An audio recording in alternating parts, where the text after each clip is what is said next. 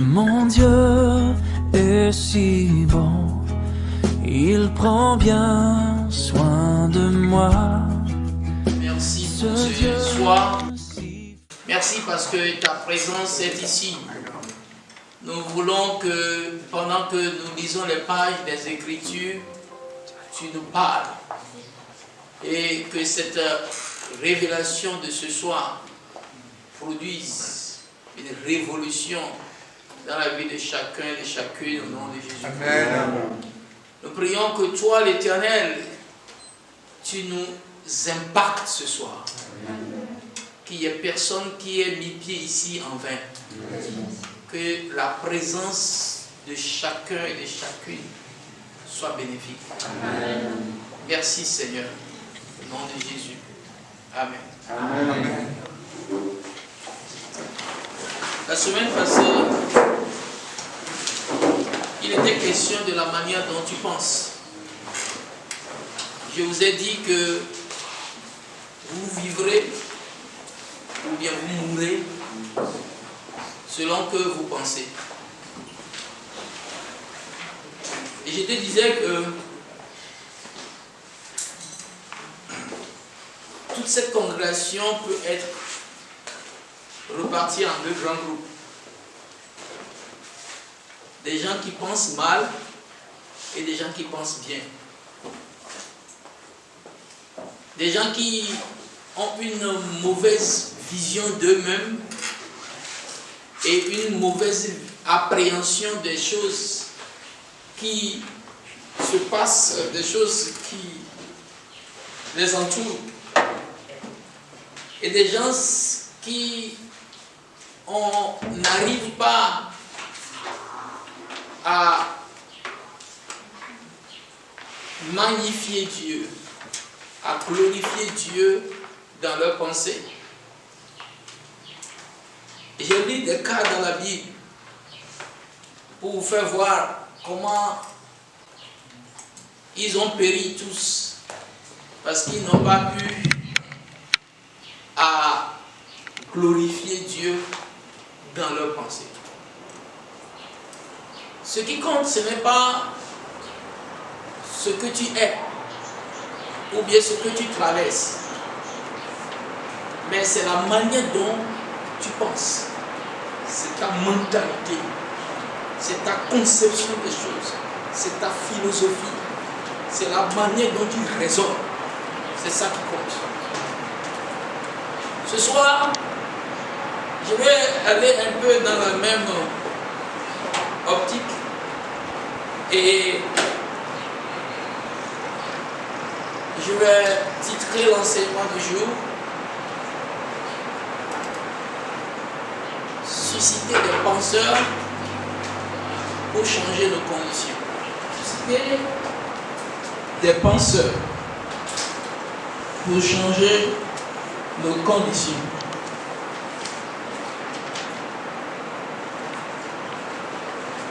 Il y a eu un penseur que vous connaissez. Il s'appelle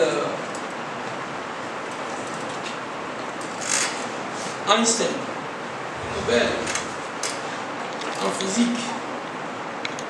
Et il est respecté de par le monde parce qu'il a apporté une solution au problème du monde. Et si je vous demande, je sais que vous le savez, parce que vous êtes de grands intellectuels ici. Einstein a dit, penser est un travail difficile. C'est pourquoi il y en a peu qui le font.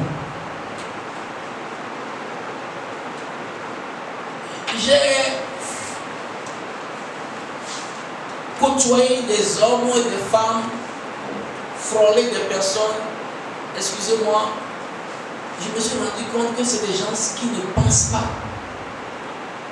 En d'autres termes, c'est des gens qui n'ont pas du temps pour réfléchir. C'est des gens qui n'appliquent pas leur esprit à concevoir et à juger. C'est des gens qui ne réfléchissent qui ne réfléchissent pas sur leurs conditions.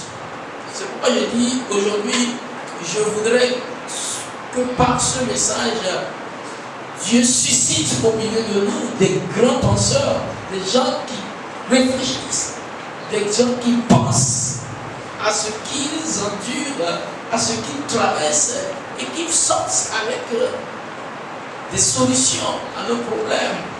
Des gens qui peuvent changer nos conditions et changer leurs conditions. Amen. Amen. Si je dois adresser cette prière à Dieu et je veux mettre des noms sur la liste, est-ce que tu me donnes la permission de mettre ton nom? Oui. Alléluia. Amen. Amen. Mes frères et sœurs, il y a un auteur qui a dit qu'il y a plus d'or extrait des pensées humaines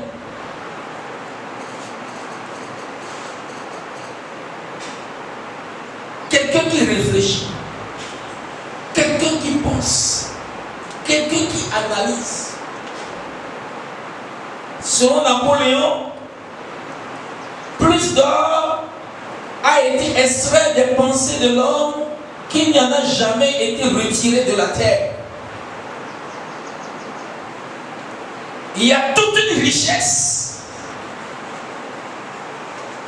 qu'on peut extraire, qu'on peut récupérer d'un individu qui pense, qui réfléchit, qui se donne à cet exercice. Les gens ont pensé que c'est une chose moderne que de penser, que de réfléchir sur les conditions humaines. Et je vais vous montrer dans la Bible des penseurs, des individus qui sont donnés, qui sont appliqués à réfléchir, à penser, à comment faire pour changer leurs conditions. Un esprit humain avec la capacité de bien penser est comme une mine de diamants qui ne s'épuise jamais. Alléluia. Amen. Mais celui qui ne peut pas penser et celui qui ne peut pas réfléchir, il est inutile pour sa société. Il est un fardeau, une charge pour sa communauté. Et je prie que Dieu me trouve un grand penseur. Proverbe 23, verset 7. Vous verrez la déclaration du sage. Il dit, car il est comme les pensées de son âme. Il est quoi? Il est comme les pensées de son âme. Si il pense petit, il sera petit. Il pense grand, il sera grand. S'il pense qu'il est incapable, je vous l'ai lu la dernière fois, les 10 espions qui sont allés, les 12 espions étaient repartis en 2 grands groupes. Le groupe de la majorité, constitué de ceux qui pensent négativement, de ceux qui pensent mal. Il y a des gens qui sont chrétiens qui utilisent le nom de Jésus, mais ils pensent mal. Quand il s'agit de son mariage, ce qu'il pense dans son cœur, c'est tout mauvais. Quand il s'agit de son avenir, la manière dont il pense, non, c'est tout mauvais. Quand il s'agit de son ministère, la manière dont il pense, c'est tout mauvais. La Bible dit, il est comme la pensée de son âme. Ces espions, quand ils sont allés, ils sont revenus, ils ont dit quoi? Nous sommes incapables, non, on ne peut pas aller. Ils ont commencé à pleurer. Ils ont dit, ils ne peuvent pas, et ils n'ont pas pu. Mais Caleb et Josué ont dit, nous pouvons. Ils sont allés. Ils ont pu. Et l'histoire retient leur nom jusqu'à aujourd'hui. Tu peux te distinguer des autres Togolais. Tu peux te distinguer des autres étudiants. Tu peux te distinguer des autres collègues de service qui pensent négativement, qui regardent en bas, qui ne regardent jamais en haut. Et tu peux nous rejoindre à penser bien, à devenir un vrai penseur, un grand penseur. Ma soeur, ta famille te reconnaîtra comme une solution. Tes collègues te reconnaîtront comme une solution au nom de Jésus. Je vais distribuer mon message, subdiviser mon message en 2 petits points rapidement. Pensez, numéro 1, à améliorer les conditions de vie, votre condition de vie. Pensez à améliorer votre situation. C'est possible. Et numéro 2, je vais vous amener à penser à rendre heureux quelqu'un. Alléluia. Amen. Je retiens encore ce que ce monsieur a dit. Il dit, penser, c'est un travail difficile. Ça, c'est ancien qu'il a dit. Il y a beaucoup qui n'ont pas du temps. Ils sont tellement pressés. Permettez-moi de vous lire deux passages bibliques à cause de mon temps. Je vais vous lire Marc chapitre 2. Marc chapitre 2, commençons à partir du verset 1. C'est une histoire que vous connaissez. La Bible dit, quelques jours après, Jésus revint à Capernaum et on apprit qu'il était à la maison. Jésus à Capernaum, tout le monde a appris. Et il s'assembla un si grand nombre de personnes que l'espace devant la porte ne pouvait plus les contenir. Il leur annonçait la parole. Des gens vinrent à lui, amenant un paralytique porté par 4 hommes. Comme il ne pouvait l'aborder à cause de la foule, ils découvrirent le toit de la maison où il était et ils descendirent par cette ouverture le lit sur lequel le paralytique était couché. Verset 5.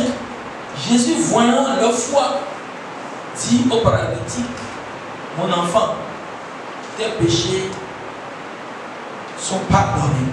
Amen.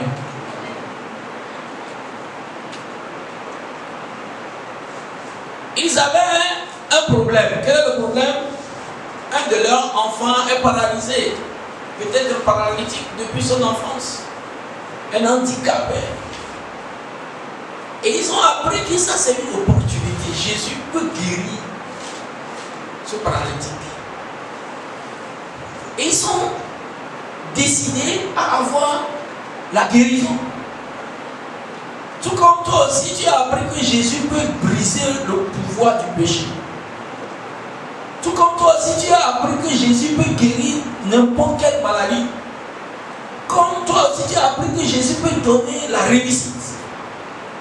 Et tu as quitté la maison. Et tu es venu. Ceux-là, quand ils étaient venus, ils n'avaient pas l'opportunité d'avoir accès à Jésus. À cause de la foule. C'était impossible pour eux d'accéder à Jésus. Si c'est toi et si c'est moi, qu'allons-nous faire? On va commencer par penser que c'est fini pour nous, n'est-ce pas? On va penser que non, ce n'est plus possible. Ou soit, On va rester là-bas, pleurant.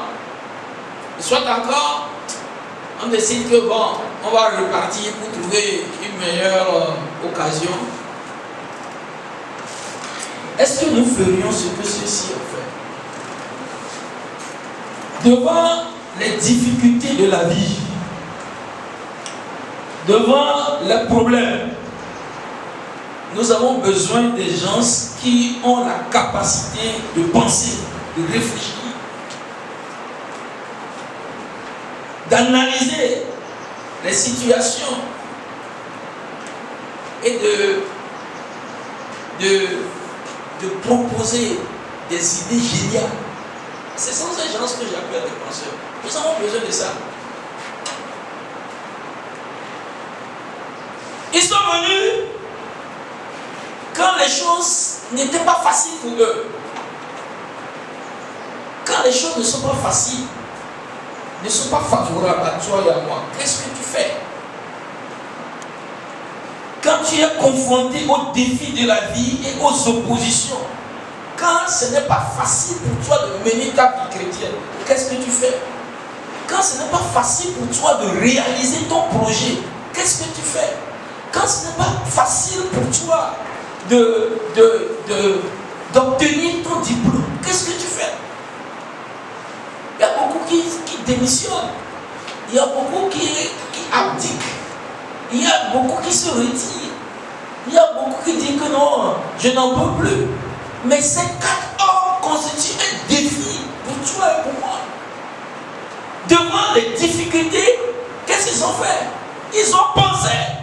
Ils ont réfléchi. Ils se sont concentrés pour dire, bon, maintenant, le Jésus est là-bas. Il y a une grande foule qui nous sépare de ce Jésus. Qu'allons-nous faire? Ils ont dit, ah,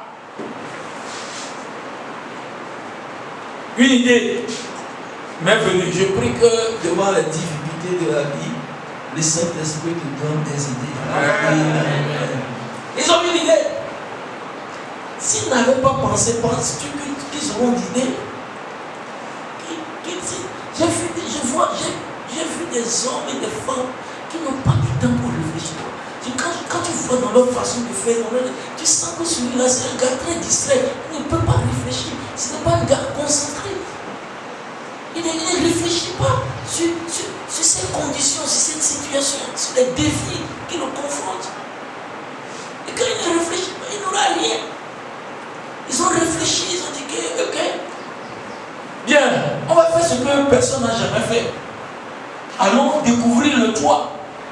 Et maintenant, faisons descendre le gars depuis le toit jusque devant Jésus. Jésus a vu, Jésus a dit, non, ça c'est génial. Ça c'est formidable. Ça c'est des grands penseurs qui te soient faits selon ta foi. Tel tu penses dans ton âme, tel tu es. Ils ont pensé qu'en faisant comme ça, ils auront la solution. Mon frère, ils ont eu ou ils n'ont pas eu? Ils ont eu. Ils ont eu. Les chrétiens lisent ça. Mais ils n'ont jamais changé. Tu lis ça plusieurs fois déjà. C'est des hommes comme toi, confrontés aux défis de la vie. Ils savent que jamais je ne vais pas reculer. Ils savent que jamais je ne vais pas démissionner. Bon, maintenant, qu'est-ce que je peux faire?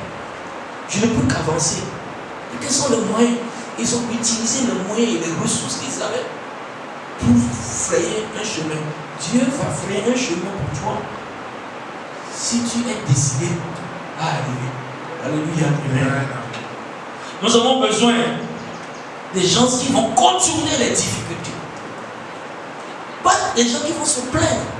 Il y a des gens qui sont au milieu du regard, ils ne savent que se plaindre. Non, moi je n'ai pas besoin de personnes comme ça. Le ciel n'a pas besoin de personnes comme ça. Même nos sociétés n'ont pas besoin de personnes comme ça. Ils ne savent que plaindre. Ils savent que critiquer. Non. Peut-être que ceux-là, c'est les hommes qui les ont invités. Vous nous avez invités, vous savez qu'il n'y a pas de place. Et puis vous nous avez invités. Maintenant nous sommes venus, il n'y a personne pour nous montrer à Jésus. Devant les défis. Est-ce que tu as du temps pour réfléchir? qu'est-ce que je vais faire? Esprit de Dieu, inspire-moi. Il y a des prières que nous faisons comme ça. Tu es devant l'Esprit de Dieu, je t'appelle maintenant. Inspire-moi, qu'est-ce que je dois faire? Qu'est-ce que je dois faire? Et l'Esprit de Dieu t'inspire, te dit, fais comme ça. Alléluia. Amen. Alléluia. Amen. Je vais vous donner un autre exemple. Dans le livre de 2 Rois, chapitre 6. 2 Rois, chapitre 6. Lisez le verset 1. Frère, après ce soir, tu dois changer. Sœur, tu dois changer.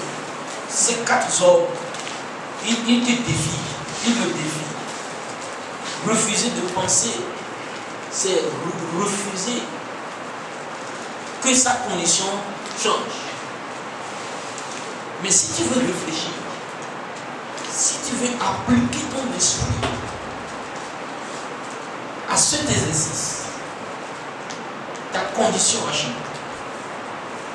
Ton célibat va changer. Ta pauvreté va changer. Ta misère va changer. Ton handicap sera enlevé. Le ciel va t'appuyer. 2 Rois chapitre 6. Lisez le verset 1. Les fils des prophètes dirent à Élisée, voici le lieu où nous sommes assis devant toi est trop étroit pour nous. Élisée avait quelques prophètes disciples qu'il formait. Les fils des prophètes sont venus à Élisée et dire, regarde, là où nous sommes en train de faire la formation, ce lieu est très étroit. Ça veut dire que le gars ne vient pas simplement à la formation. Quand il vient, il pense, il réfléchit, il regarde les conditions autour, il se dit, qu'est-ce qu'on peut faire pour être dans une meilleure condition? Frère, si tu penses comme ça, ta vie sera changée. Ton église va changer. Ta famille va changer. Cette société, si les jeunes pensent comme ceci, ça va changer. Mais si les gens, nous savons que les gens, ils pensent qu'il n'y a pas l'argent, il n'y a pas de moyens, il n'y a pas ceci, il n'y a pas ceci, il n'y a pas ceci, il n'y a pas ceci. Mes frères, vos conditions ne vont jamais changer. Ils sont venus dire, Élisée, tu vois, le lieu est trop étroit. Verset 2. Allons jusqu'au Jourdain, nous prendrons là chacun une poutre. Nous prendrons là chacun une poutre et nous y ferons un lieu d'habitation. Élisée répondit, allez. Ils ont eu du temps. Ils ont pensé, ils ont réfléchi. Ils ont dit, ils sont venus avec quoi? Avec des propositions concrètes.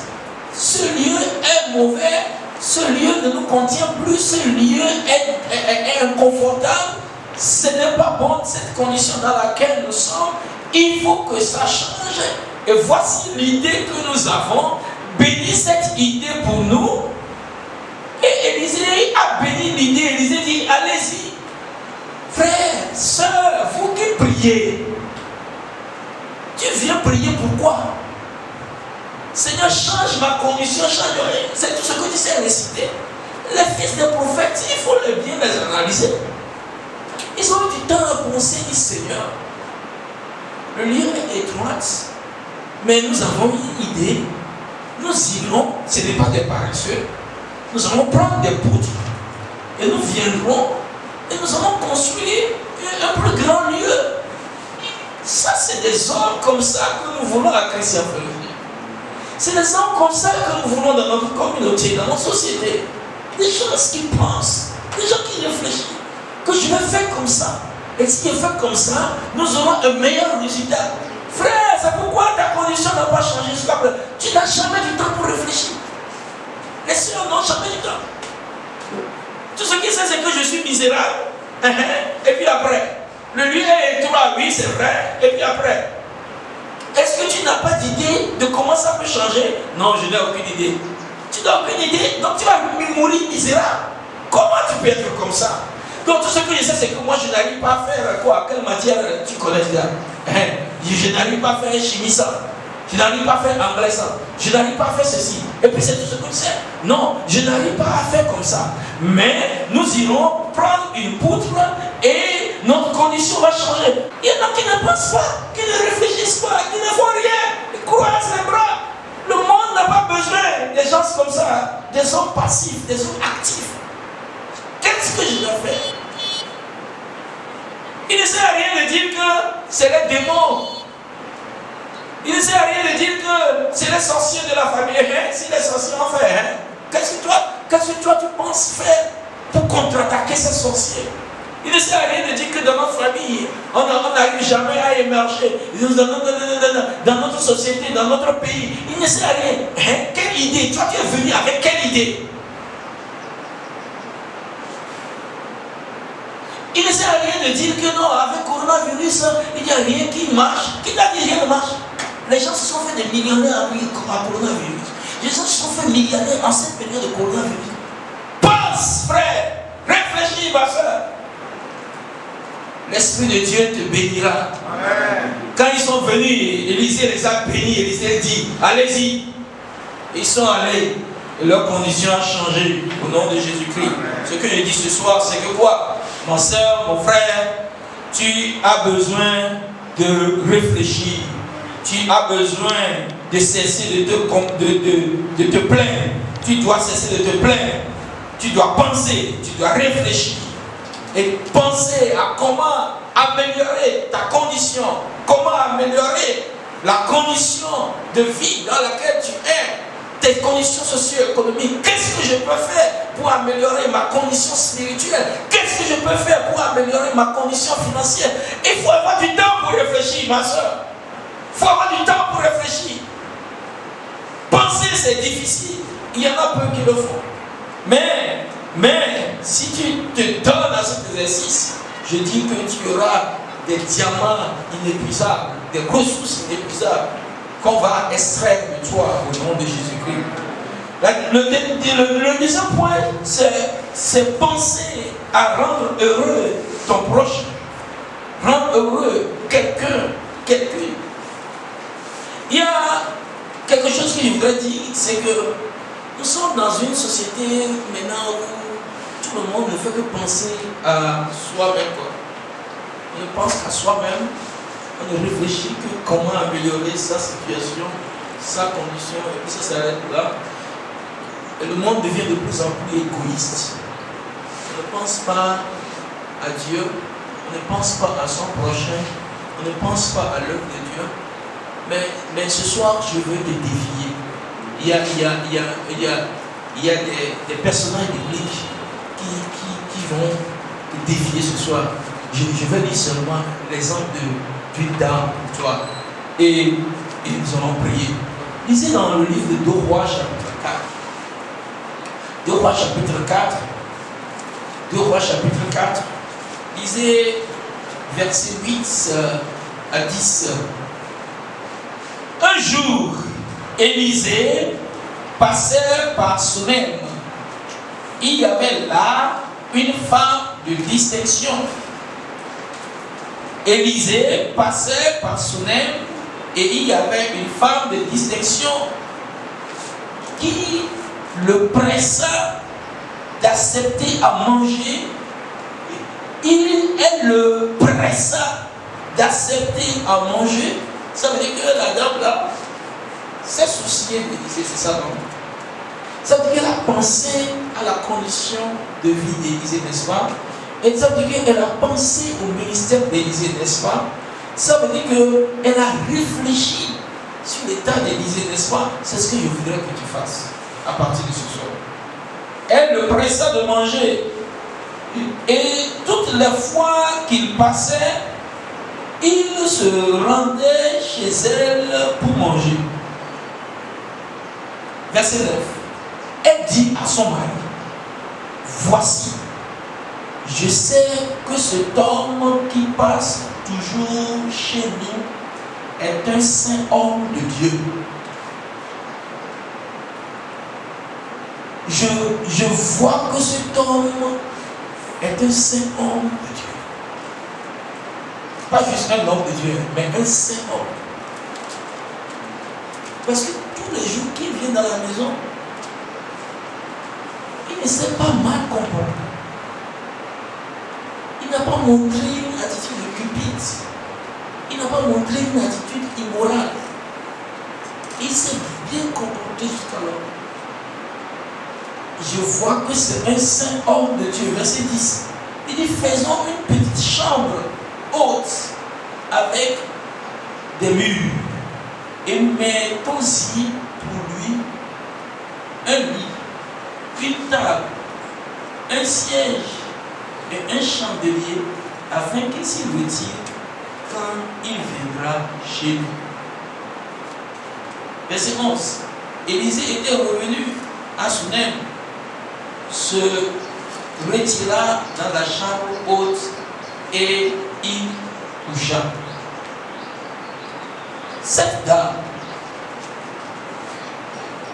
pourquoi elle va aller dire à son mari, on va construire une petite chambre en haut là-bas pour lui. On va mettre un lit, on va mettre une table, on va mettre un chandelier. Pourquoi? Pour qu'il s'y retire. Pourquoi? Ça veut dire que elle a eu du temps pour réfléchir, pour penser, pour appliquer son esprit à analyser et à voir tous les contours et tous les paramètres du ministère d'Élisée. Qu'est-ce qui manque à ce ministère? Qu'est-ce que je peux contribuer à ce ministère? Qu'est-ce que je peux faire pour rendre ce temps plus efficace, plus heureux, plus efficient? Qu'est-ce que je peux faire pour promouvoir ce ministère? Qu'est-ce que je peux faire pour faire avancer cette œuvre? Regardez une dame qui pense comme ça. Si c'est de nos jours, quand Élisée passe, Élisée finit de manger, pasteur, tu ne peux pas me quitter comme ça, hein? Tu dois me bénir, n'est-ce pas? Quand vous lisez la suite, vous vous rendez compte que la dame là était stérile. Et quand elle a fait tout ça là, Élisée lui demande, bon, tu as montré de l'empressement pour nous. Qu'est-ce que nous pouvons faire pour toi? On va parler de toi au roi, non? Ta servante est parmi le peuple. Non, il dit, qu'est-ce qu'on peut faire pour toi? Et c'est pas après que Géasi lui dit, au fait, la dame là, elle est stérile, elle n'a pas d'enfant.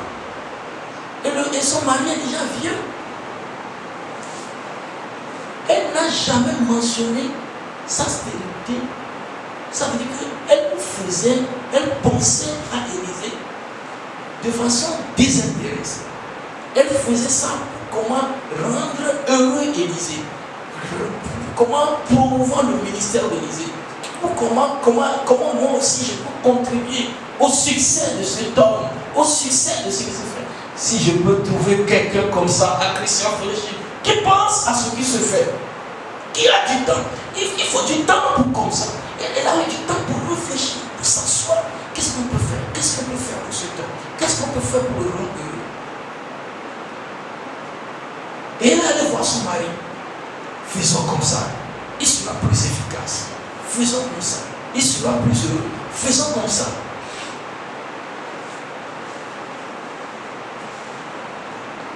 Et elle a fait comme ça. En retour, Élisée maintenant pense aussi. Comment je vais rendre heureux cette dame? Qu'est-ce que je peux faire? Qu'est-ce que je peux faire pour changer la condition de cette dame? Aujourd'hui, je veux dire que Dieu suscite des penseurs au milieu.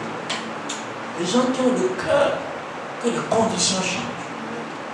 Pas des gens qui critiquent seulement, mais des gens qui peuvent réfléchir et être inspirés par Dieu.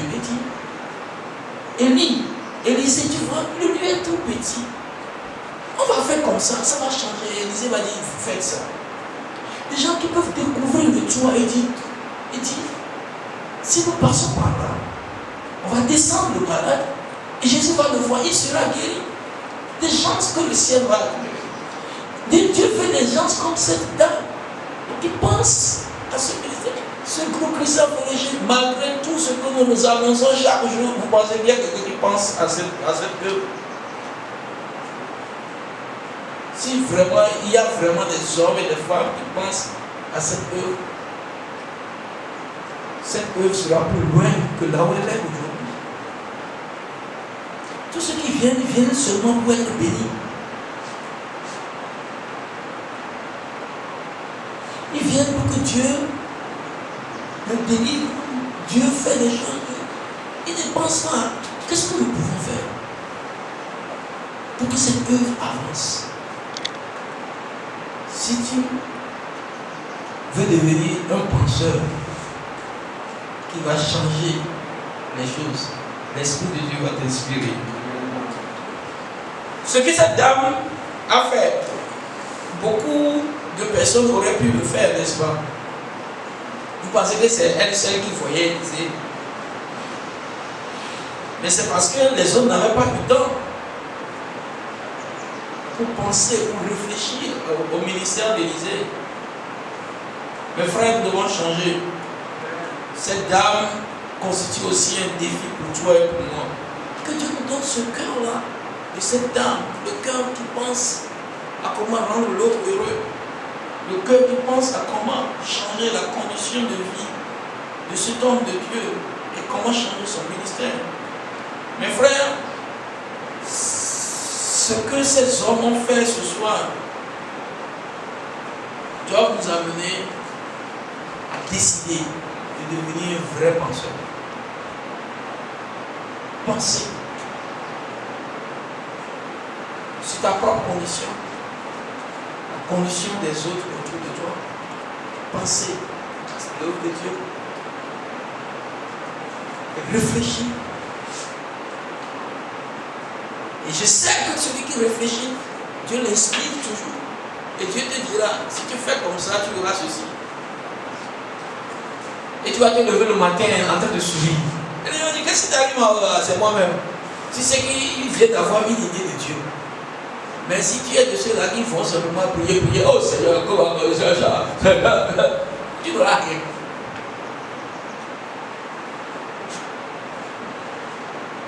Je veux décider. Là, tu prouves à Dieu que je veux participer à la chose. Dieu va te donner ça. Amen. Réfléchis. Dieu te donnera des idées. Cesse de te plaindre. Pense à un avenir glorieux et meilleur. Avec Dieu, ça arrivera. On s'est tenu debout. You don't have to worry. You don't have to be. Joy comes in the morning, trouble never lasts always. There is the friend of Jesus, oh, wipe your tears away. And if your heart is broken, just lift your hands and say, oh, I know that I know that I can stand, no matter what may come my way. My life is in your hand.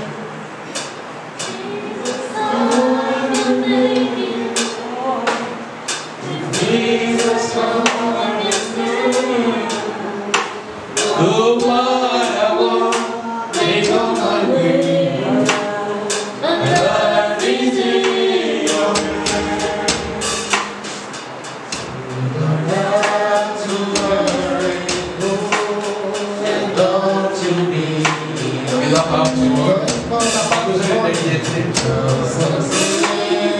Tu as besoin de penser. Tu as besoin de réfléchir. Tu as besoin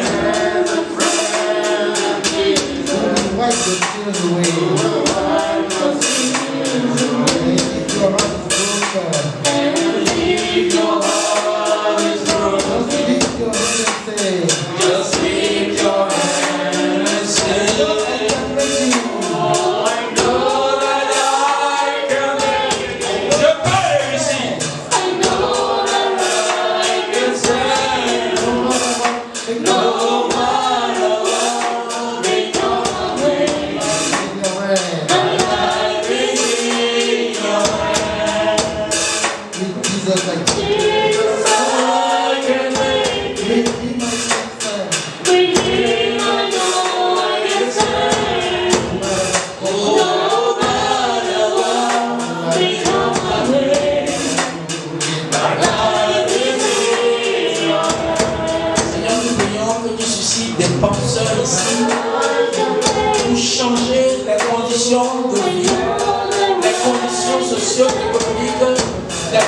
conditions ministérielles, Seigneur, pour susciter, pour changer, pour changer. Ma soeur, tu veux prier ce soir? Mon frère, tu veux prier ce soir? Je veux faire partie des hommes qui réfléchissent. Des hommes qui pensent que le mieux est étroit. Nous sommes dans une mauvaise condition. Quelque chose doit changer.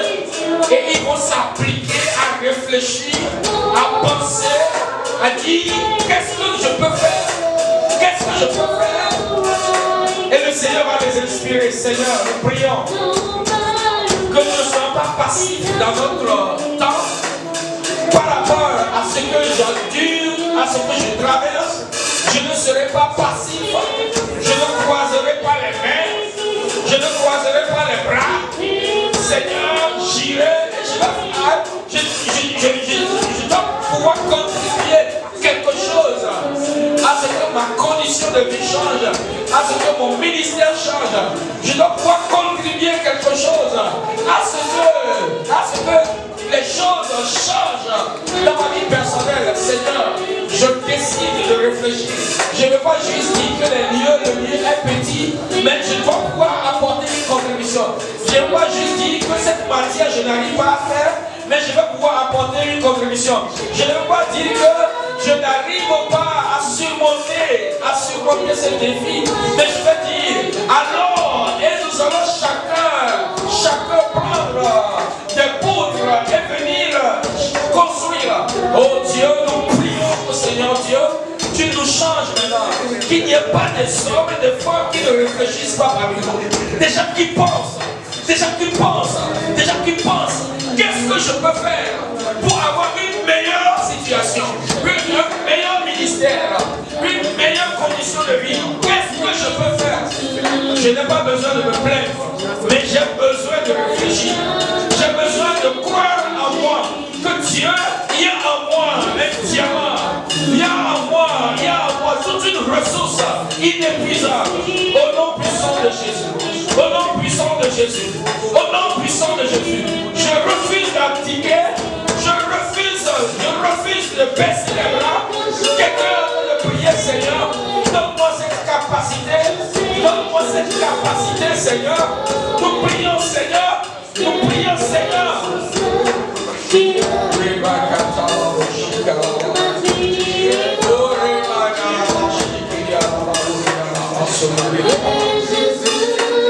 C'est important. Il y a une ressource en toi. Tu t'es méprisé de tous ces temps. Mais Dieu change. Je ne serai pas une charge, mais je serai une solution. Je ne serai pas un fardeau, mais je serai une solution, une bénédiction. Nous prions, Seigneur, que les frères de Christian Fellowship soient distingués par leur capacité à réfléchir, leur capacité à penser et à trouver, Seigneur, des solutions qui vont changer le monde, qui vont changer la communauté, qui vont révolutionner les églises, révolutionner Christian Fellowship.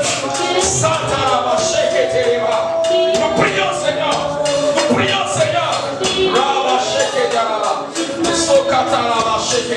Il y en a qui sont ici, qui n'ont jamais voulu.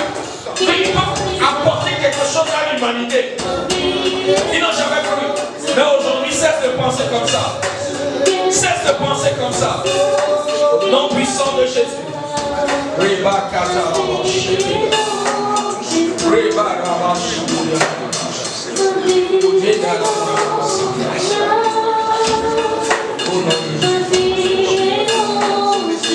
Consacre-toi.